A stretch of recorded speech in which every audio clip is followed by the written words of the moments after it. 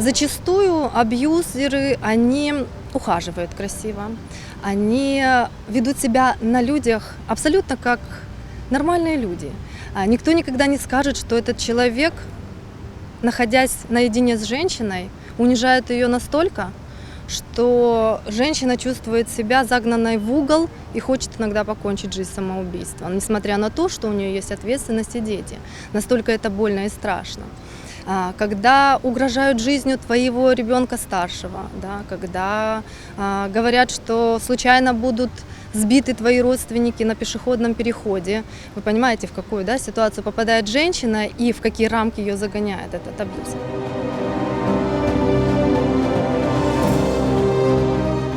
Многие не хотят рассказывать, не хотят что-то переделать в своей жизни, они терпят.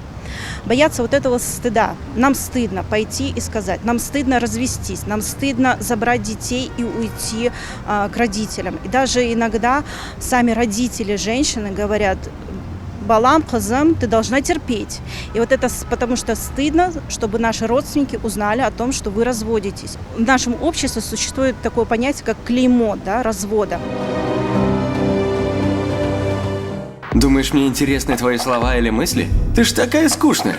Ты выйдешь отсюда, ты поймешь, как много я делаю для тебя, какой я клевый и как сильно я нужен тебе, и ты сама прибежишь ко мне.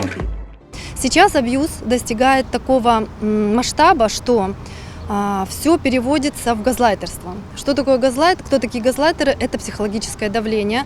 То есть когда женщине просто начинает внушаться, что она какая-то не такая, да? Что да ничего этого и не было, да это тебе привиделось, тебе приснилось. Почему так делают сейчас вот современные абьюзеры? Потому что на них же могут подать заявление в полицию. Ты всегда находишься в страхе. Вот тебе страшно, что зайдет этот человек. Это, знаете, как маленький ребенок. Придет мама, накажет меня за то, что я вылил воды. Вот ты все время находишься в этом страхе, что ты не то одел, ты не то поел, ты не то сейчас скажешь, ты не так сделаешь. Тебе говорят, ты неправильно жуешь, ты неправильно думаешь, ты должен делать так, как я сказал. У тебя нет личных границ, у нас границы одинаковые. Вот в этом всем и есть абьюз.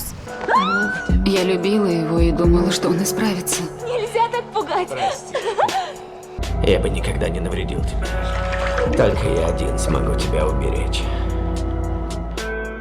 Хочу сказать женщинам всем, чтобы они не строили никаких иллюзий на то, что они могут своим поведением как-то изменить человека, что со временем там страсти улягутся, там привыкнется, а вот может быть ребенок изменит человека. Это все большие глупости. Если абьюзер ваш не пошел работать над собой, если он не пошел к психологу, если вы не начали какую-то семейную терапию, то возвращаться бессмысленно. Дело времени.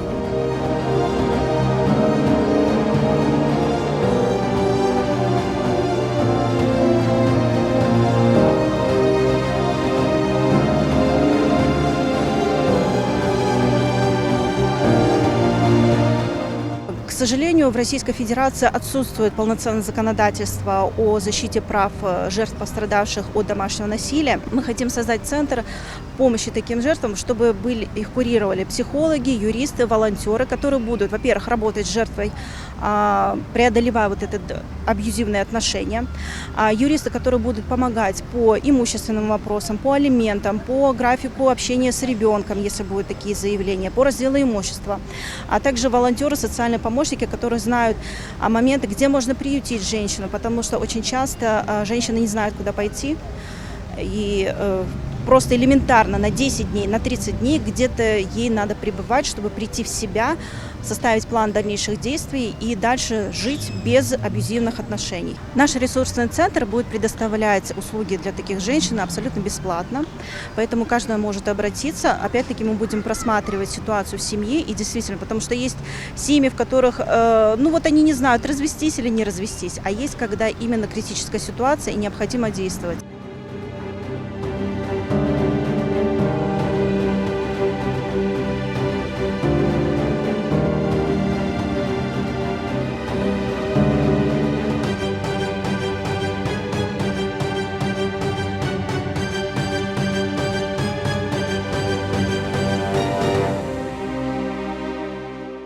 так жаль. Я хочу извиниться за все. Мы могли бы начать все сначала. Прошу. Я бы с удовольствием, но только не с тобой.